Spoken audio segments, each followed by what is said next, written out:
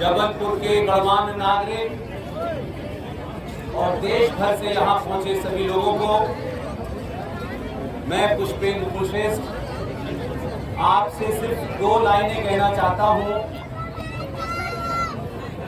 आप सब पूरी दुनिया में जितने भी सनातनी हैं वो अपने कर्म से जाने जाते हैं, जाति से नहीं जाने जाते।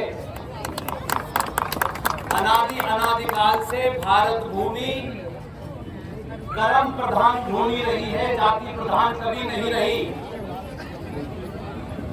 आज 700 साल के बाद सनातनी हिंदू दुनिया में जितने भी आक्रांता थे उनसे लड़ने के बाद भी अगर जीवित है तो उसके पीछे एक ही भाव है।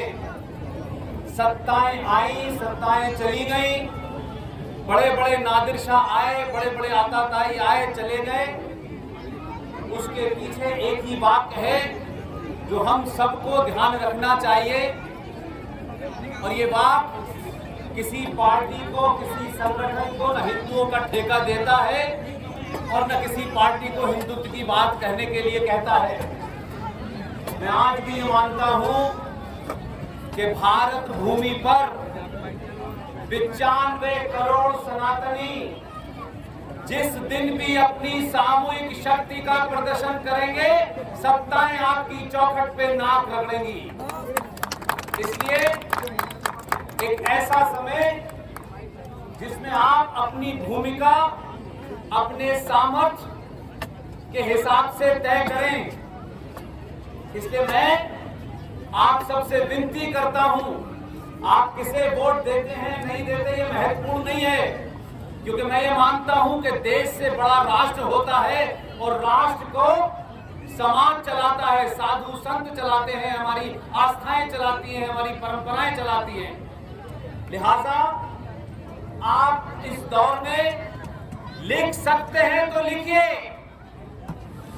बोल सकते हैं तो बोलिए, चिल्ला सकते हैं तो चिल्लाइए, और अगर ये तीनों कामों करने में असमर्थ हो तो जो देश भर में चिल्ला रहे हैं उनके साथ खड़े हो जाइए।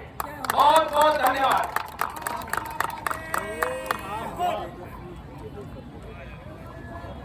मुझे तो ये पहली अनुभूति है कि चाहे बनारस हो, चाहे प्रयागराज हो, चाहे हरिद्वार हो, मैं सब आरतियों में मौजूद रहा हूँ, लेकिन ये पहली अनुभूति मुझे नर्मदा के घाट पे आके हुई कि यहाँ एक हम सब की बेटी, उसने एक ऐसी शपथ दिलाई। मैं चाहता हूँ कि यहाँ से प्रेरणा लेकर के इस बेटी के जो भाव थे, ये गंगा माँ इसे कह देने से माँ नहीं होगा। जो लोग हमारी संस्कृति में माँ को मदर समझते हैं, हमारी संस्कृति में दुनिया का सबसे बड़ा सच माँ है और दुनिया का सबसे बड़ा विश्वास पिता है।